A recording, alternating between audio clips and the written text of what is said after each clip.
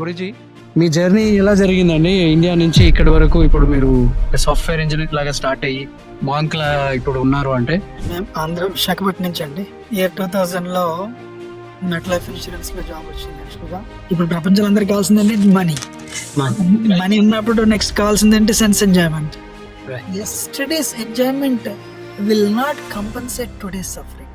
ఇప్పుడు నిన్న మీరు పార్టీకి వెళ్ళి బాగా ఎంజాయ్ చేశారు, ఇవాళ కడుపులోకి వచ్చింది అనుకోండి, ఓ నేను బాగా ఎంజాయ్ చేశాను అందుకని let me tolerate this suffering అని చెప్పి అనిపించదు.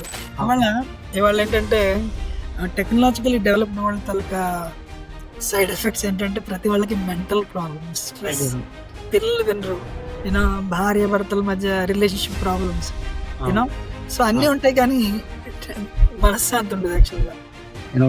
India have a lot of monks, but NRIs need this kind of people who can advise them.